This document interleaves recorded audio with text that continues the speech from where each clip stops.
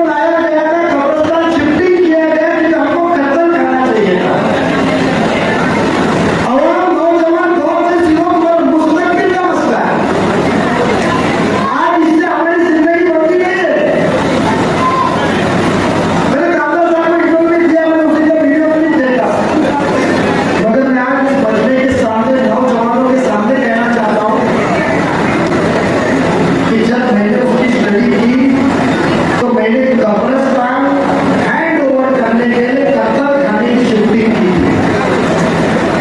और कत्तल खाना जिधर कब्रिस्तान है उधर था। कब्रिस्तान शिफ्टिंग नहीं की, मैंने सब पेपर निकाला, पर जहाँ कब्रिस्तान है उधर जो कब्रिस्तान जगह मुकर्रर की गई थी वहाँ आज इस मौसम में 15 माले की बिल्डिंग खड़ी है और कब्रिस्तान कत्तल खाने की जगह पे चला है। कोई मेहरबानी नहीं, कब्रिस्तान हमने भी है 2002 से कब्रिस्तान का जवाब है 2002 में नगर जवाब चुन के गया। ये मजमे के सामने नई रेकॉर्डिंग के सामने कहता हूँ, थाने महानगर पालिका के इतिहास में 2002 के पहले 1 रुपया भी इस थाने म्युनिसिपल लिमिट के अंदर कब्रिस्तान के ऊपर कभी खर्चा नहीं किया गया। नजीबुल्लाह आने के बाद शुरुआत की 17 करोड़ रुपए कब्रिस्तान को दिया और पूरे थाने शहर के वाले से हथुड़ी रावड़ी के भी कब्रिस्तान, बड़ौली, नया बड़ौली का कब्रिस्तान, 7 कब्रिस्तानों के ऊपर 6 करोड़ रुपए अभी तक खर्चा हुआ है। आप दोनों कब्रिस्तान आके देखिए, ये आवाम यहाँ से बैठी हुई है, जैसी अल्लाह ताला के मानने पे सबक से बैठी है कि इनके साथ मजाक हुआ है। कब्र खोदने में पानी निकलता है। मट्टी के चोर आज हमको परवान की बात करते हैं। पत्रकारों के उनको मैसेज पहुंचाना चाहता हूँ कि जिसने भी वो बयान किया परमार की बात कहने को लगा है,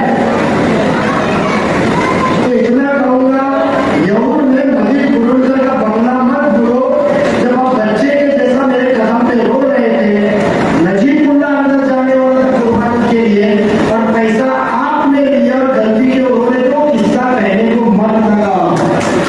तुम बच्चे हैं, जैसा खबर में कहा कि बंगले में बैठे काम की मौका चाहिए, आप चमचे बने हो तो चमचे बनो,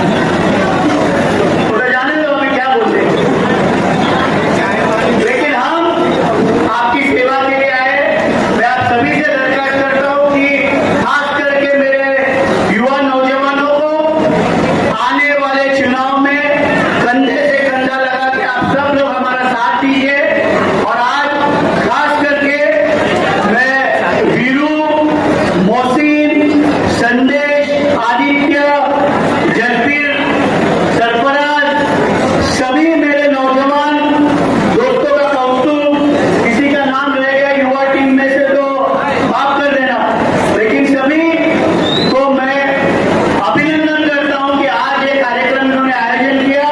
मेरे साथ कंधे से कंधा लगाकर काम करने वाले जफर है, अजीत पाटा है, सभी लोग, डॉक्टर मुमताज है, महिलाओं का थाना में कार्यालय से करके काम करे, मनीषा ताई है, रूपाली ताई है, संगीता ताई है, रफीक चाचा है, विशु है, बेनूर साहब है, सभी मंच पे लोग, हम इज्जत के लिए वहां से बाहर निकले। हमने कोई गद्दारी नहीं की, हम स्वाभिमानी थे और सेवा करने के लिए हम बाहर निकले। नजीम ने बोला कि 2-4 पन्ने में खोल दूंगा तो घर में उनको बैठना पड़ेगा, लेकिन हम विकास की राजनीति करना चाहते हैं। डॉक्टर जितेंद्र रावत में हमेशा इंटरव्यू बोलते हैं इन्वर्टेड कॉमर्स कि उनका साथ हमने दिया, ये सोच के दिया कि वो मुंबई की आवाम की सेवा करेंगे, लेकिन उधर से कॉन्ट्रैक्टर बने, दलाल बने, मुंबई की आवाम का खून चूसने वाले दलाल वहां पे बने, जो हमें मंजूर नहीं था। इसलिए मैं और नजीब वहां से बाहर निकले। जिन्होंने उनका साथ दिया उन्होंने भी कभी सोचना चाहिए कि ऐसे वफादार लोग उन्हें क्यों छोड़ के गए, लेकिन वो हमें गद्दारी बोलेंगे। जिन्होंने अपना वजूद खुद खोया हो वो हमें क्या परखेंगे। इन्हीं लफ्जों के साथ आप सभी से इजाजत लेता हूं। धन्यवाद। जय हिंद, जय महाराष्ट्र। आपको हमको इंशाअल्लाह आमदार बनाना है, नहीं करने देना चाहते, इसलिए आप लोगों को भटकाना चाहते हैं कि आप हमेशा गुमराह रहो, आप पढ़ो नहीं, आप लिखो नहीं, आप जॉब नहीं करो, हमेशा मोहताज रहो किसी न किसी नेता के। ये नहीं होना चाहिए और ये हम होने भी नहीं देंगे आने वाले टाइम में। मैं मेरी कुछ बातें यहीं खत्म करता हूँ। मैं हमारे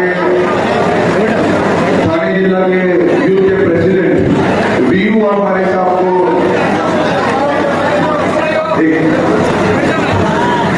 हमारे सामने देखिए, जो हमारे नौजवान साथी इसके सामने हम चाहते हैं कि हमारी बहन यूथ की प्रेसिडेंट ध्यान नाइक साहब से लोग जांच करो, आइए और 2 मिनट का अपने ख्याल का इजहार देंगे। बहुत कम टाइम में 2 मिनट में सलाम करती हूँ, मेरा उसूल है, मैं पहले सलाम करती हूँ। मुखालिफत से मेरी शख्सियत संवरती है। आए हुए तमाम मेहमानात का मैं बड़ा एहतराम करती हूँ। मंच पर उपस्थित महाराष्ट्र प्रदेश अध्यक्ष सूरज चौहान सर का मैं दिल से शुक्रिया अदा करती हूँ कि आपने अपना कीमती वक्त निकाला और आप हमारे शहर मुंब्रा आए और हमारे तमाम बैठे नौजवानों को मोटिवेट करने के लिए।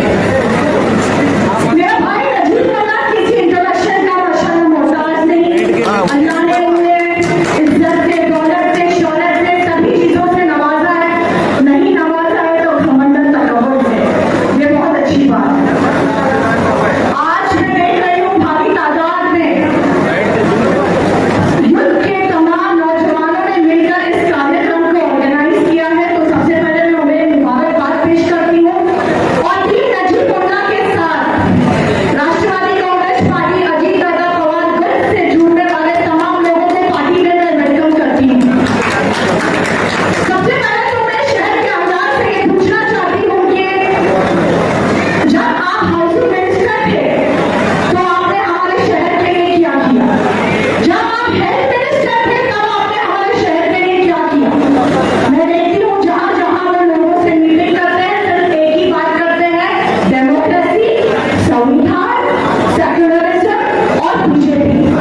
आपने अगर विकास किया है तो विकास पे बात करें। आपने अगर शहर के लिए कुछ काम किया है तो उस पर बात कीजिए। सेक्युलरिज्म से पेट नहीं भरता, रोजगारी के लिए भी शहर में आवाम को ये बता है, इसकी बात करें। आपके जो मौजूदा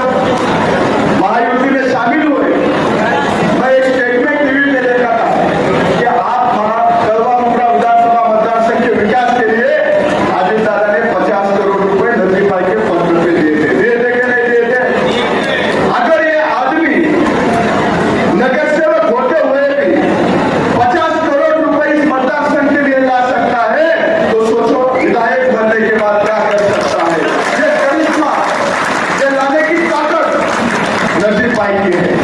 जब राष्ट्रवादी कांग्रेस पार्टी में महाराष्ट्र में विधानसभा सीट देने की बात चल रही थी तो अजीत दादा ने ऐलान किया था कि मुस्लिम समाज ने हमेशा हमें साथ दिया है, आने वाले दिनों में हम मुस्लिम समाज को 10% जितने भी सीट मिलेंगे उसमें से 10% उम्मीदवार हमारे मुस्लिम उम्मीदवार होंगे।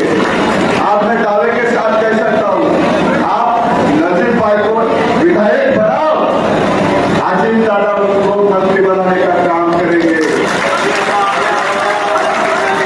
मुझे मालूम है नजीब भाई का नाता और अजीत दादा का नाता मुझे मालूम है, मगर आपकी जिम्मेदारी है उनको विधायक करने की।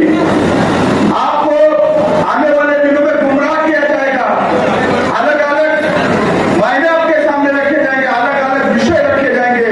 ये विषय किस बात पे होंगे? ये हिंदू मुस्लिम के नाम पे होंगे। आपको मैं एक सवाल पूछता हूं, जितेंद्र आव्हाड का एक भी स्टेटमेंट दिखाओ भारतीय जनता पार्टी के खिलाफ हो।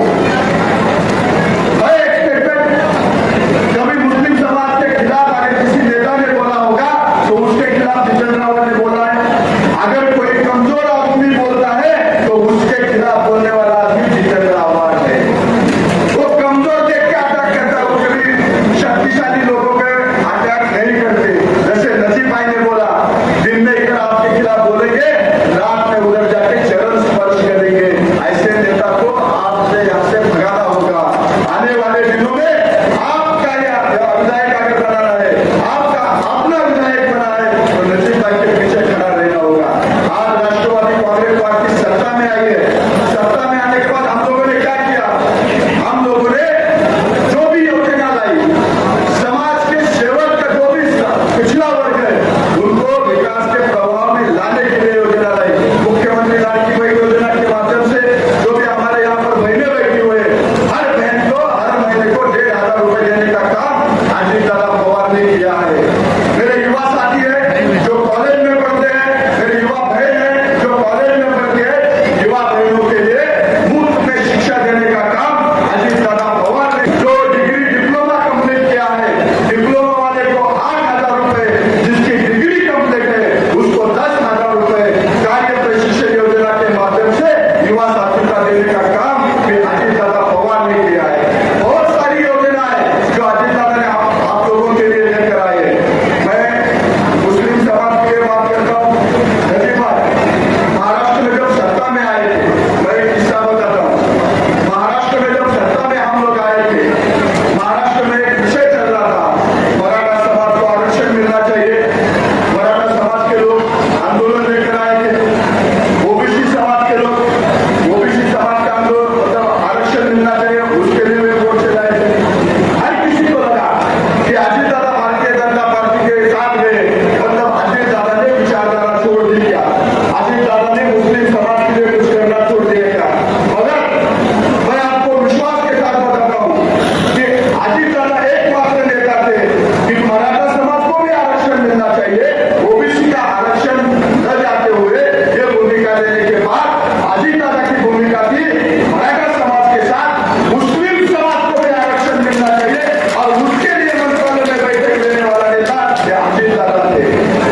जो अपना मौलाना अब्दुल कलाम महामंडल है, उस महामंडल का बजट हर साल पहले 250 करोड़ था, फिर 500 करोड़ था। आप बढ़ा के उसका 2,000, 1,000 या 2,000 करोड़ बजट देने का काम अजीत दादा पवार ने किया है।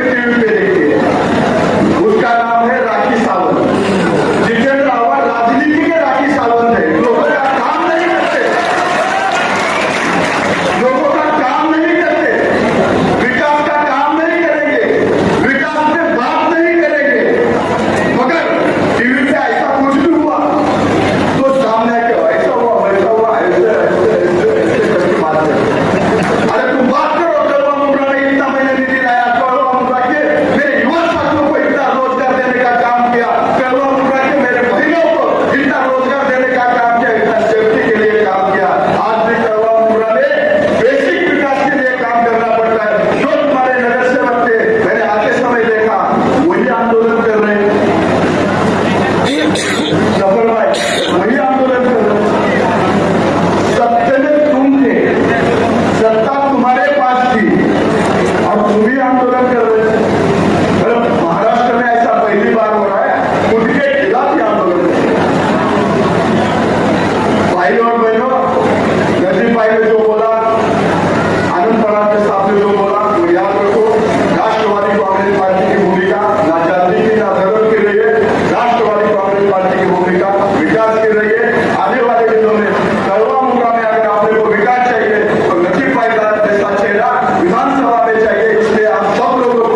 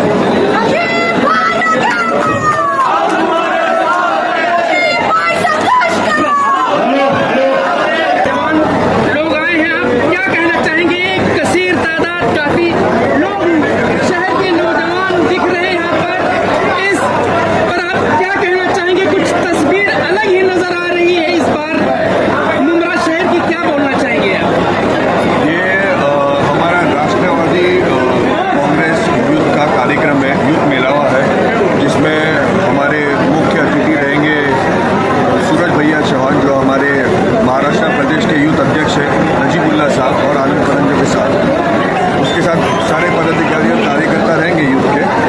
ये हमारा यूथ जोड़ने का मिला हुआ है, यूथ लोगों को इनकरेज करने का मिला हुआ है, उन लोगों को पोस्ट बांटने का मिला हुआ है। तो आज हमने ऑर्गेनाइज किया है। ये तो आपने बस थोड़ा सा झलक देखा है, और भी लोग आते जाएंगे और भी लोग जुड़ते जाएंगे, हॉल में बैठने को जगह नहीं रहेगी इंशाल्लाह।